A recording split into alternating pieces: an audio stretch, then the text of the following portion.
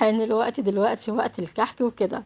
اللي طبعا ما عملش واشترى جاهز، احنا عايزين نشوف علبة حلواني اتول يا جماعة ونفتحها مع بعض ونشوف التشكيلة بتاعتها، هل هي فيها حاجة جديدة او حاجة مميزة السنة دي ولا لا.